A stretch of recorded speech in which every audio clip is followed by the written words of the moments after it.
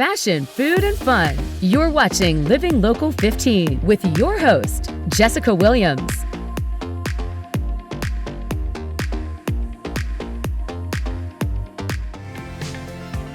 This segment sponsored by the Fort Wayne Police Department.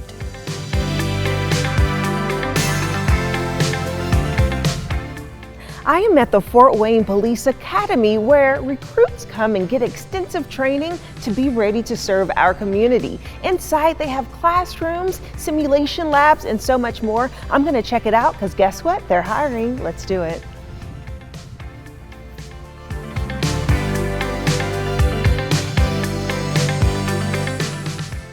Joining me now is Officer Douglas Weaver, who is a recruiter here for the Fort Wayne Police Department. Hello. Hi. How are you? I'm good, thank you. Good. Okay, so spring is here and you all are in a really busy recruitment season right now, right? We are.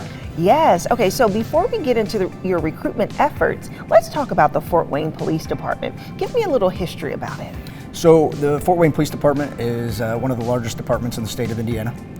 Founded in 1829, we're currently budgeted for 500 officers, and we are right at our budgeted total. So while recruiting and retention remains a difficult task, we're staying on task. Yeah. And each year we try to continue to make sure we maintain that level so we can provide the service that the community expects. Right. I mean, you talk about retention. You've been here for 19 years. Yes. Congratulations. Thank you. That is so awesome. I know you have held many different roles, and now you are a recruiter, which is great because you can really speak to what this job is about. Yes. Yeah. Yeah. So give me a little bit of information about your recruiting efforts right now. Right, so we've continued to try to evolve the recruiting process. It started a few years ago when the recruiting team was implemented. So while I might be the full-time recruiter for the department, we have a recruitment team that goes to various events in the community. Okay. Part of that is that outreach and trying to tell people what we do, what they can expect when they start a job in law enforcement.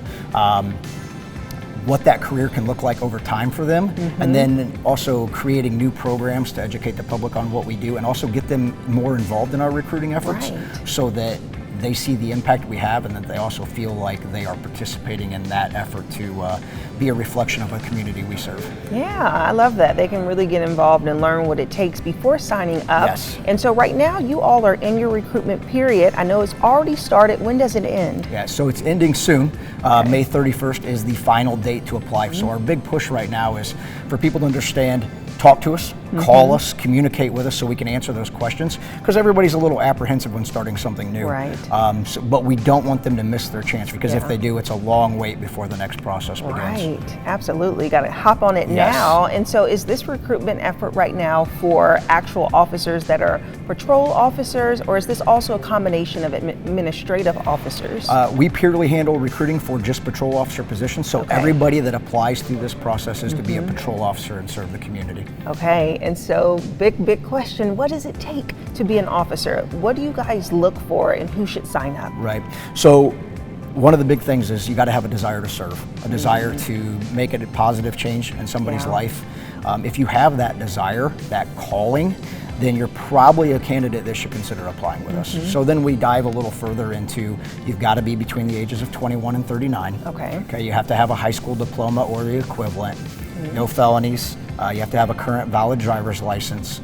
And once we meet those basic requirements, when they text in, I communicate with them a little more. We have a pre-employment testing process, which is extremely long, and a lot of people don't know that. Just applying doesn't mean you start an interview the next week. Right. You apply, and then we have a pre-employment testing process, and that testing process takes place from July through December. Okay. So candidates won't be selected until they've passed all of that and meet those requirements that we have in place. And from there, they could potentially move on to our academy at the beginning of the following year. Wow. Yeah. I mean, listen, you all protect and you serve, so the vetting process has to be intense. It is. Yes, which is great. And speaking of academy, we're standing here in your beautiful academy facility. So tell me about what goes on here. Yeah, so being one of the largest departments in the state, we have a lot of opportunities for people that apply with us, and that's something we try to reiterate, and also what we try to educate the public on. So we have a classroom setting right now where last year's applicants are now in our academy process, getting a class today. We have an indoor range that is far superior than most out there. It's one of those capabilities that we have. An indoor range at that, 16 lanes, the ability to bring in vehicles, rifle training, shotgun training, handgun training can all take place. We have a mat room for defensive tactics training, gym for our officers to utilize, simunitions room. A lot of training can take place here that we do over the course of that 23-week academy. Yeah.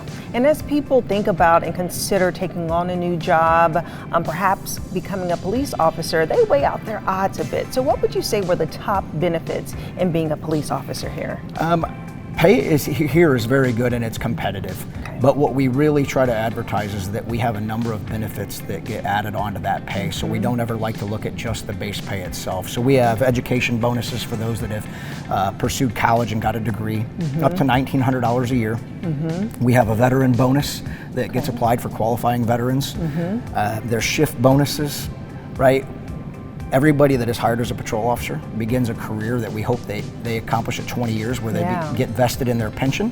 That pension eligibility now comes with medical insurance premiums that are paid up until you can draw Medicaid. So we have a number of benefits that exist. The big one that a lot of people don't understand or see is that every day is different in law enforcement. And the Fort Wayne Police Department has around 20 different specialty units that we offer our officers that they can take part in. And whether that's being a school resource officer, a detective, one of our bike patrol officers, on our emergency services team, we have a number of teams. And all those are on our new recruiting website that we launched. So every day doesn't have to be monotonous. Every day can be different, and just a varied career that a lot of reward can come from. Yeah, that's so great that people can choose their specialty and just kind of test out different things to find the right fit for them as they serve and protect. And so I'm thinking about the process from recruitment to actually becoming an officer. What does that look like? Right, so the initial step is getting that application in before May 31st. That's the big one. We've got to get that done. From there, we have a written test that candidates start with. If they pass that written test, they move on to our physical fitness test. After that's an interview. We have a background investigation. Then we have a psych test. There's a doctor's physical that's involved in there. We have another interview that takes place. So that whole testing process, like I said, is from July through December. Okay. And then once they get recruited and they start their camp or their training academy, the official police training academy, what does that look like? Yep, so that 23 weeks is here, Monday through Friday. Typically, recruits are here from 8 a.m. to 5 or 6 p.m. depending on the training needs. They are paid while they attend. They go home at the end of each night, which is a big bonus for people that don't want to travel or don't want to have to stay away from their family. Our candidates go home to their families each night. We don't work weekends during the academy, so they get that opportunity. And then we also provide everything they need from a training perspective. We provide all that equipment that they need to do their jobs well. Yeah, and you understand that work-life balance. You have served in the military. Yes. We thank you for your service. Thank you. So you know that compare and contrast between that and this. Yes, yes. There's a big difference when you can deal with the rigorous training schedule that we have and that we're providing our officers, but to be able to go home at the end of the day, be around your support structure that you have is important. Yeah, all right. Well, I would love to take a tour and see some of your simulations we'd love to give your facility. Let's do it. All right.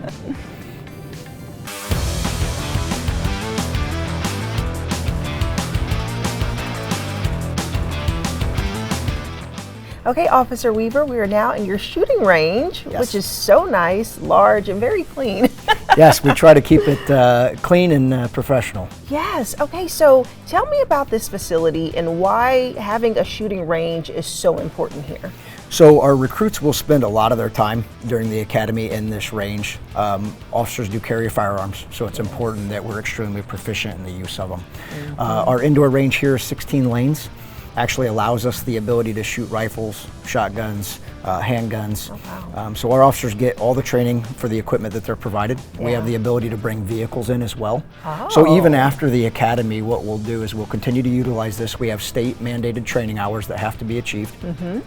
We get those, and then we also open this up to our officers to come in and train periodically on their own so that they can maintain that outside of the state's mandated hours, but also just so they can continue to brush up on their skills to make sure they're proficient in it, and we provide the ammunition for that as well. Oh, that's awesome. And I'm sure that process of just learning how to use a gun is quite complicated. So you take them through every step of assembling the gun, cleaning it, and all of that. Give me a little. Yeah, so when recruits come in, oftentimes, especially if they're veterans, they have learned to use a firearm before, but even if they haven't, in some cases we would prefer that because maybe somebody comes in with bad habits or they've learned something that we don't teach. So even if they don't feel comfortable, if somebody's like, I don't want to apply because I don't feel comfortable handling a firearm or I've never shot, that's okay. Some of our best shooters have possibly never shot before. So we teach them the basics of the firearm. They do learn to clean it. They do learn to disassemble and assemble. And then they come in here, and prior to even shooting, they will learn how to properly handle the firearm. They will do a lot of dry fire exercises to learn how to utilize their sights properly. And all that's done in here so that they get accustomed to not only the range itself, but what their target environment's going to look like here. And then we can increase that level of training as they advance through the academy until they start doing that live fire training and then the reloading drills that take place. And we've got a staff here that continues to provide excellent training for them so that they leave here comfortable with their abilities and also meeting the guidelines and the mandates that we have. Yeah, it's a really nice facility. Let's look at the simulation lab. Sure.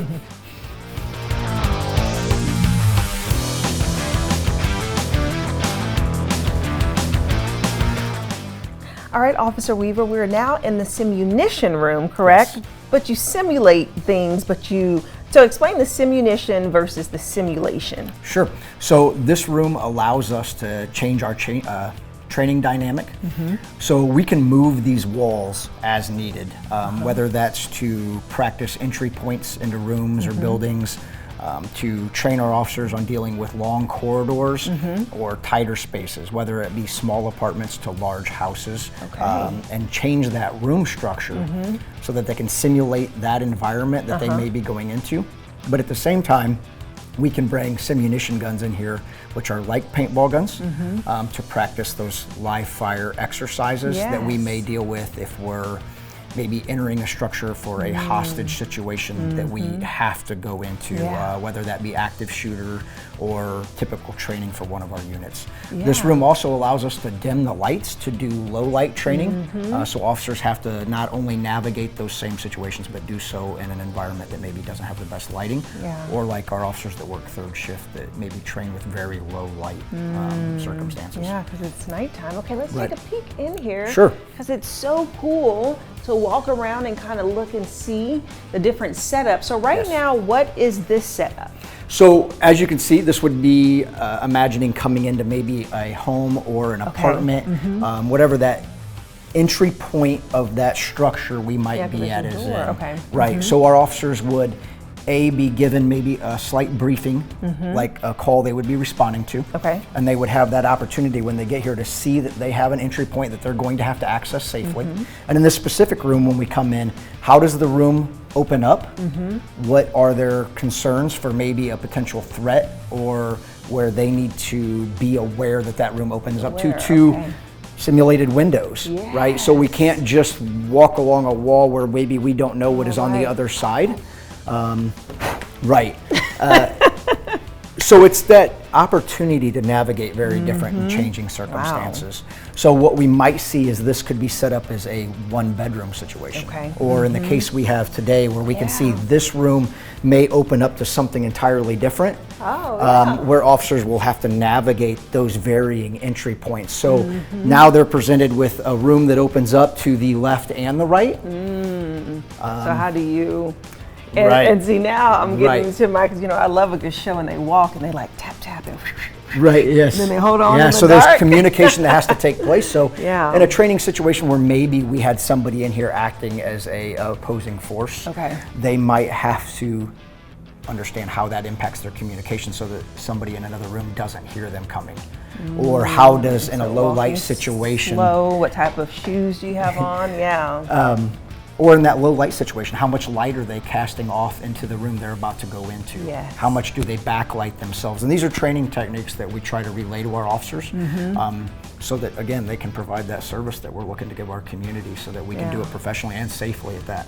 So I have to ask you, I've seen on different shows and movies ways that you are to hold the gun when you're entering into a room. And sometimes, of course, people, do it like this, but I've seen like this, kind of holding it down like that, or is it like this, or is it like that? Right, so we're not holding it up, right? And when you see that gun down, a lot of times that officer may be following another officer. So we need to be aware of our muzzle discipline. So what we don't want to do is, if we're following another officer through that entry point, is have our firearm pointed at their back or at another officer as we go through there. So those tactics will change as we enter and open up into the room to where they are identifying possible threats inside. So yeah, it's all part of that muscle discipline and those safety that they're taught in the range, and then we carry that same training over into a room like this, and then advance that training and that skill set. And do it, okay, I'm gonna follow you, lead us in. All right, so we're gonna go this way and see how this opens up and whether this room opens up into, say, a closet space, or into an entirely another room in conjunction with maybe a closet space, or in the case we have back here, we have 2 entry points into a room. So those are just varying tactics of what happens if we have a room like this and officers have to enter on each side, knowing that they very well might come out together and not point their firearms at each other in the process of doing so. Yeah. So a lot of varying tactics that we can utilize this room for, and again, one of those luxuries that we have at the Fort Wayne Police Department that we can give our officers in terms of training opportunities. Yeah, there's so much that you have to offer here, which is so great. So if someone is interested in learning more about becoming a police officer, your recruiting efforts, where can they go? The first step for them would be joinfwpd.org. That's our recruiting career site.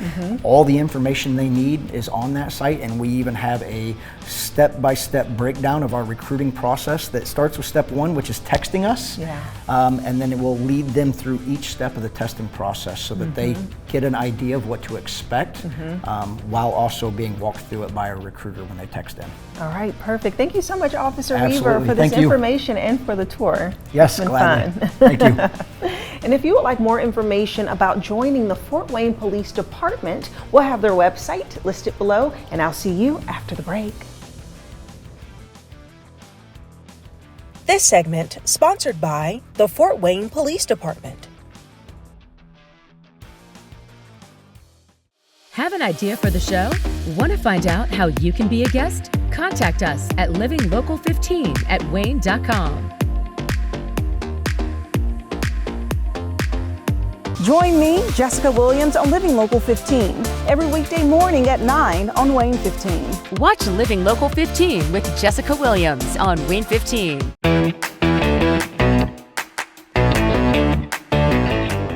Hi, I'm Karen Purcell, and I'm back from bestreviews.com. Be sure to take out your phone, scan that QR code, and get ready to scan, shop, and save. We are talking beauty bestsellers, all of which are my favorite. I'm gonna take you through my entire beauty routine right now. The first is by Medicube. This is their collagen gel cream. This is great consistency. It's got that gel-like, but it really is going to help you get that overall glow. You're gonna enter it into your full skin routine. It's gonna be one of the last steps. You're gonna sleep on it, you're gonna wake up, and you're gonna have that beautiful glowy skin that's plump, and it's gonna get rid of fine lines and wrinkles, and it's really gonna be a staple in your medicine cabinet.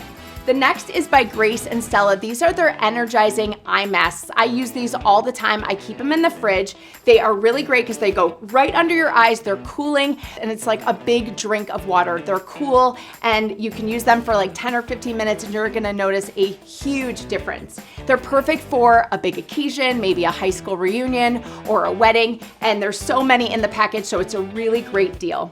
And then we have the DIY lash extension kit, which is awesome because you're gonna get almost like a professional makeup experience at home. It comes with all the different sizes and the tools and the glue, and it really gives you a sense of being able to choose the right size for your eye shape, for your face, and it really gives you the chance to have almost a professional experience right at home. And it's super easy to do. It's got a full tutorial, and it's really gonna elevate your look. And then finally, at the end of the day, you're gonna wanna take off all that makeup. This is by Clean Skin Club, and these are some of my favorites. This is a game changer. Everyone always asks me about my skin, and I'm gatekeeping this, but I'm telling you right now, this is a game changer. You're gonna use these in place of your hand towels. Hand towels have a lot of bacteria, they have a lot of dirt, so you're washing your face, but then you're basically putting the dirt right back into it. You're gonna use one of these every night. They are disposable, they're made from plants, they're super soft, and this is the extra large version, and they really will enhance that entire skin routine. Let's take a look at all 4 products. Be sure to take out your phone, scan that QR code, and get ready to scan, shop, and save.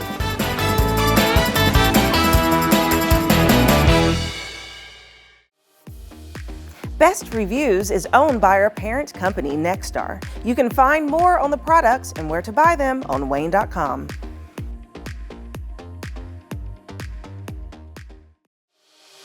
Follow us on social media at Living Local 15.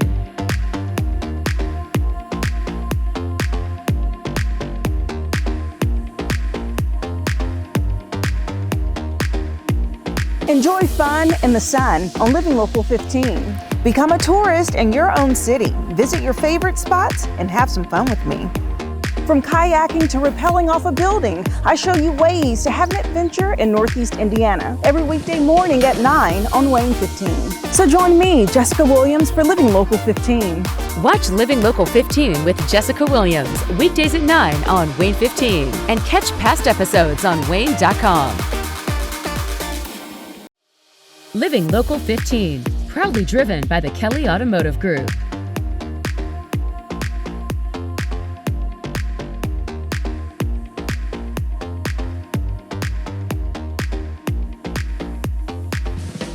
Go to the Living Local 15 page on WANE.com for recipes from the show, to watch a segment again, and to get information on products and services featured on Living Local 15.